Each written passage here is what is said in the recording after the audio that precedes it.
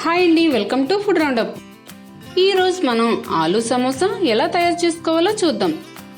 ఈ వీడియోలో చూపించినట్టు చేసుకుంటే చాలా రుచిగా కరకరలాడుతూ బాగా వస్తాయి.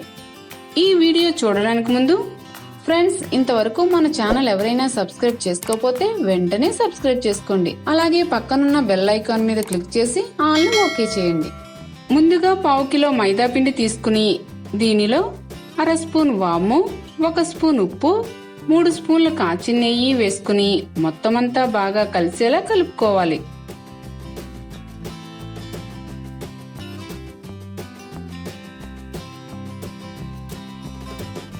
తరువాత కొద్ది కొద్దిగా గోరువెచ్చని నీళ్లు వేసుకుంటూ కలుపుకోవాలి.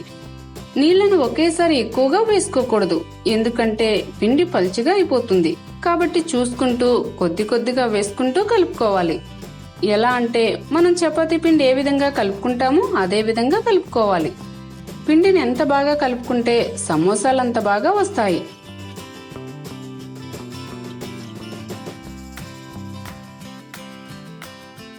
పిండి ఈ విధంగా స్మూత్ గా అయిన తర్వాత దీనిని ముద్దలా చేసుకుని పైన తడి క్లాత్ తో కవర్ చేసి 1/2 గంట పాటు పక్కన పెట్టుకోవాలి. ఈలోగా స్టఫింగ్ రెడీ చేసుకుందాం. ముందుగానే ఉడకబెట్టి ఉంచుకున్న బంగాళదుంపలను మెత్తగా చేసుకుంటూ ఒక మిక్సింగ్ బౌల్లోకి వేసుకుందాం. ఇవి 1/2 కిలో బంగాళదుంపలు. దీనిలో 1 స్పూన్ కారం, 1 స్పూన్ గరం మసాలా, 1 స్పూన్ ధనియాల పొడి, 1 స్పూన్ చాట్ మసాలా, 1 స్పూన్ ఉప్పు, 2 పచ్చిమిరపకాయల ముక్కలు, కొద్దిగా కొత్తిమీర, 1 బద్ద నిమ్మరసం పిండుకుని మొత్తమంతా బాగా కలిసేలా కలుపుకోవాలి.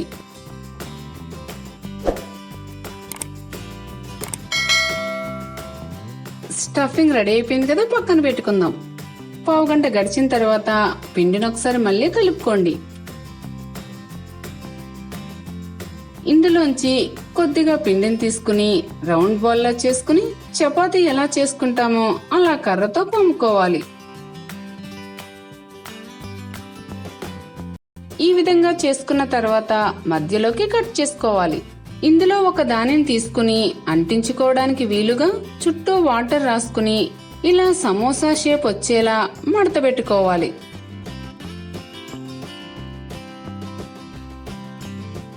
ఇప్పుడు దీనిలోకి సిద్ధంగా ఉంచుకున్న స్టఫింగ్ పెట్టుకుని పైన కూడా క్లోజ్ చేసుకోండి. ఇదే విధంగా మిగిలిన పిండినంతా కూడా సమోసాలా చేసుకోవాలి. ఇప్పుడు వీటిని వేయించుకుందాం. బాగా కాగిన నూనెలో ఈ సమోసాను వేసుకుని వేయించుకోవాలి.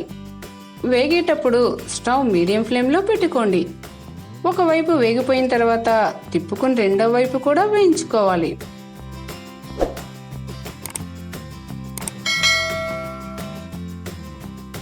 ఇవి బాగా వేగిపోయి గోల్డెన్ బ్రౌన్ కలర్ లోకి మారిన తర్వాత బయటకు తీసేసుకోండి.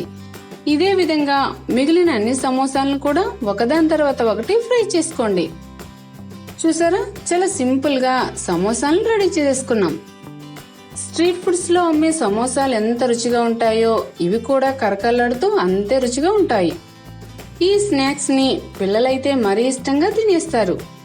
ఈ వీడియో మీకు నచ్చినట్లయితే లైక్ చేయండి, షేర్ చేయండి. మరిన్ని మా వీడియోల కోసం ఫుడ్ రౌండప్ ఛానల్ ని సబ్స్క్రైబ్ చేయడం మర్చిపోకండి.